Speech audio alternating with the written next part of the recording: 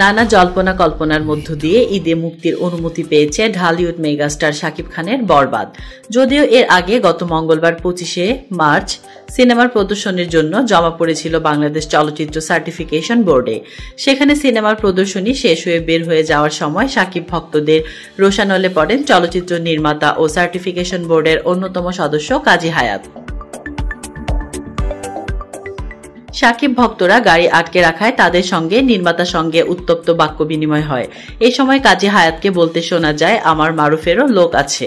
বিষয়টি নিয়ে সামাজিক যোগাযোগ মাধ্যমে দুই ভাগে বিভক্ত হয়েছেন ভক্তরা। কেউ কেউ শাকিব খানের পক্ষ নিয়ে মারুফ ও কাজী হায়াতের সমালোচনা করেছেন, কেউ আবার খ্যাতনামা এই নির্মাতার পক্ষ নিয়ে শাকিব বিনিয়াদের সংযত হওয়ার পরামর্শ দিয়েছেন। বিষয়টি নিয়ে এবার এক ফেসবুক লাইভে কথা বলেছেন কাজী হায়াত পুত্র চিত্রনায়ক কাজী মারুফ। তিনি বলেন, কাজী হায়াত বাংলাদেশ চলচ্চিত্র সার্টিফিকেশন বোর্ডের সদস্য। উনি যেটা করছেন তা একান্ত ওনার ব্যাপার, বা উনি যা সিদ্ধান্ত নিয়েছেন তা সেই ছবির ভালোর জন্যই নিয়েছেন, দেশের জন্য করেছেন।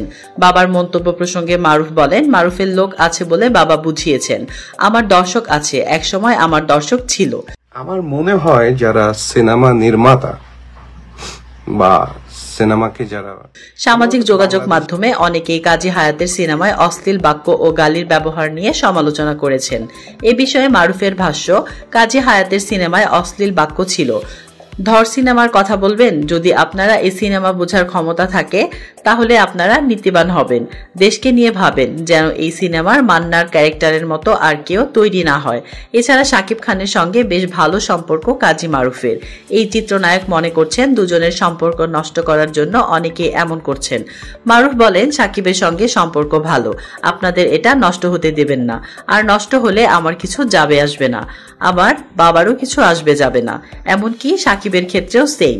সবশেষ সামাজিক মাধ্যম ভক্তদের এমন বাড়াবাড়ি বন্ধে শাকিবকে উদ্যোগ নেওয়ার আহ্বান জানিয়েছেন মারুফ।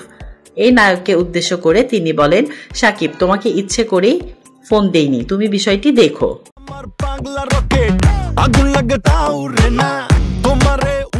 তাসলিম আক্তার শিমু, SBS বাংলা।